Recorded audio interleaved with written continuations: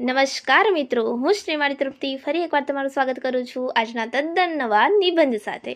આજનો આપણો નિબંધ છે સૌર ઉર્જા, વિશ્વનું ભવિષ્ય અને ભારતની ઉર્જા ક્રાંતિ. તમને ખ્યાલ જ હશે કે કેટલો ચર્ચાનો વિષય છે અને આની ઉપર નિબંધ પૂછાવવાની પૂરેપૂરી શક્યતા છે.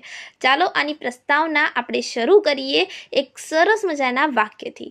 સૂર્ય એ માત્ર પ્રકાશનો સ્ત્રોત નથી, પણ પૃથ્વી પર અવિરત ધબકતા જીવનનો અને ભવિષ્યની પ્રગતિનો આધાર છે.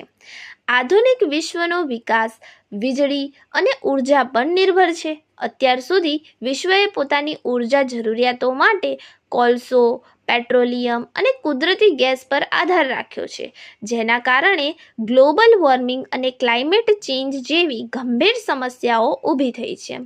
આ સમસ્યાઓના કાયમી ઉકેલ તરીકે આજે સમગ્ર વિશ્વની નજર સૌર ઉર્જા તરફ મંડાયેલી છે. સૌર ઉર્જા માત્ર પર્યાવરણને બચાવવાનો વિકલ્પ નથી, પરંતુ તે વિશ્વનું ભવિષ્ય છે. સૌર ઉર્જા વિશ્વને કઈ રીતે ઉપયોગી છે, એનું વૈશ્વિક મહત્વ શું છે, આના આપણે પોઈન્ટ્સ પાડી દીધા છે. પરીક્ષામાં તમે ડાયરેક્ટ ફકરો લખી શકો છો. પહેલો મુદ્દો છે અખૂટ અને પ્રદૂષણ મુક્ત સ્ત્રોત.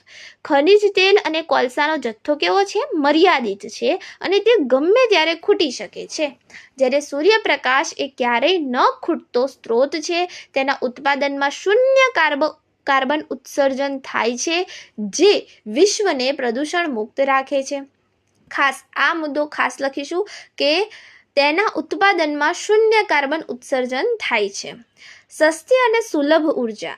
ટેકનોલોજીના વિકાસ સાથે સોલાર પેનલની કિંમતોમાં મોટો ઘટાડો થયો છે. લાંબા ગાળે આ ઉર્જા સૌથી સસ્તી સાબિત થાય છે અને તે દુનિયાના છેવાડાના વિસ્તારોમાં પણ આસાનીથી પહોંચાડી શકાય છે.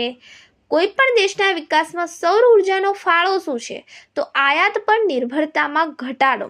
મોટાભાગના જે દેશો છે એ ક્રૂડ ઓઇલ અને કોલસાની આયાત માટે અબજો ડોલર ખર્ચે છે. ઓકે, તો મોટાભાગના દેશોએ ક્રૂડ ઓઇલ અને કોલસાની આયાત માટે અબજો ડોલર ખર્ચવા પડે છે.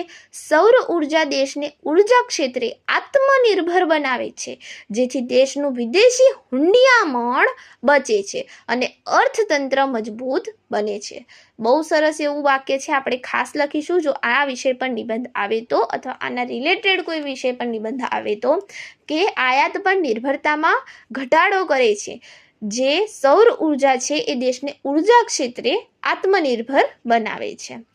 હવે રોજગારીનું સર્જન કરે છે. તો સોલાર પ્લાન્ટનું ઉત્પાદન, ઇન્સ્ટોલેશન અને મેન્ટેનન્સ જેવા ક્ષેત્રોમાં લાખો નવી રોજગારીની તકો ઊભી થાય છે. ઓકે, તો સોલાર પ્લાન્ટનું ઉત્પાદન કરીએ, ઇન્સ્ટોલેશન કરીએ, મેન્ટેનન્સ કરીએ. તમને ખ્યાલ જ હશે ઘણી બધી કંપનીઓ છે અથવા ઘણા બધા યુવાનો એવા છે જે સોલાર કાચ નાખી આપતા હોય છે, રાઈટ? તો એમને પણ ક્યાંક ને ક્યાંક રોજગારી મળી રહે છે, તો રોજગારીનું સર્જન થાય છે. હવે ભારતમાં સૌર ઉર્જાનો વિકાસ અને સરકારી પ્રોજેક્ટ્સ, આ ખાસ લખવાનું છે અને ખાસ યાદ રાખવાનું છે.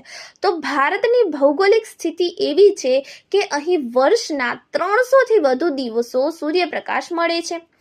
ભારતે આ વરદાનનો અદ્ભુત ઉપયોગ કર્યો છે. પહેલું અને સૌથી વધુ ચર્ચિત ખાસ લખવાનું, ખાવડા રિન્યુએબલ એનર્જી પાર્ક, એક સીમાચિહ્ન. Okay, Khavda renewable energy park ગુજરાતના કચ્છના રણમાં નિર્માણ પામી રહેલો ખાવડા રિન્યુએબલ એનર્જી પાર્ક એ માત્ર ભારતનો જ નહીં પરંતુ વિશ્વનો સૌથી મોટો એનર્જી પાર્ક છે. આ પાર્કની ક્ષમતા આશરે 30 ગીગાવોટ જેટલી હશે. આ પાર્ક પેરિસ જેટલા મોટા શહેરને રોશન કરી શકે એટલી વીજળી ઉત્પન્ન કરશે. આ પ્રોજેક્ટ ભારતની ઉર્જા ક્રાંતિનું જીવંત ઉદાહરણ છે. ઓકે, ખાસ લખવાનું છે ખાવડા રિન્યુએબલ એનર્જી પાર્ક વિશ્વનો સૌથી મોટો એનર્જી પાર્ક. વિશ્વનો સૌથી મોટો એનર્જી પાર્ક. 30 ગીગાવોટ જેટલી જે છે એટલી એની ક્ષમતા છે પાર્કની. ચાલો હવે આંતરરાષ્ટ્રીય સૌર ગઠબંધન, જેને ISA કહે છે, ઇન્ટરનેશનલ સોલાર એલાયન્સ. ભારતના નેતૃત્વમાં વિશ્વના 100થી વધુ દેશોનું આ સંગઠન બનાવવામાં આવ્યું છે, જેનું મુખ્ય સૂત્ર છે વન સન, વન વર્લ્ડ, વન ગ્રીડ. એક સૂર્ય, એક વિશ્વ, એક ગ્રીડ. આ સાબિત કરે છે કે ભારત વિશ્વને સૌર ઉર્જા ક્ષેત્રે દિશા બતાવી રહ્યું છે. ઓકે, આંતરરાષ્ટ્રીય સૌર ગઠબંધનમાં ભારતના નેતૃત્વમાં વિશ્વના 100થી વધુ દેશોનું આ સંગઠન બનાવવામાં આવ્યું છે અને જેનું મુખ્ય સૂત્ર શું છે તો વન સન વન વર્લ્ડ વન ગ્રીડ. ત્રીજું છે પીએમ સૂર્યઘર મફત વીજળી યોજના.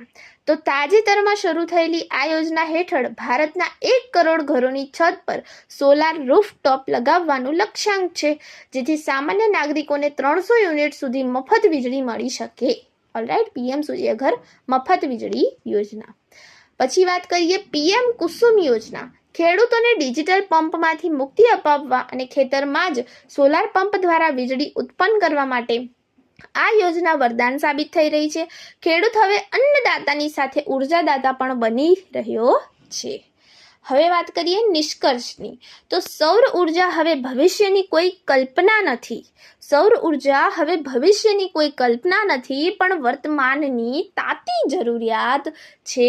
જે દેશ ઉર્જા ક્ષેત્રે સ્વનિર્ભર હશે તે જ ભવિષ્યમાં વિશ્વ પર રાજ કરશે. સરસ મજાનું વાક્ય છે, લખી શકીએ પરીક્ષામાં. જે દેશ ઉર્જા ક્ષેત્રે સ્વનિર્ભર હશે તે જ ભવિષ્યમાં વિશ્વ પર રાજ કરશે.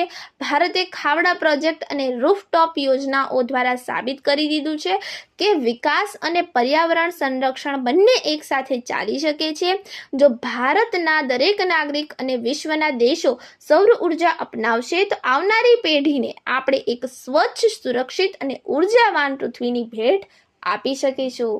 તો અહીં આપણો આ સરસ મજાનો નિબંધ આપણે પૂર્ણ કરીએ છીએ. મળતા રહીશું આવા જ નવા વિડીયો સાથે. Thank you friends. Keep watching, keep learning.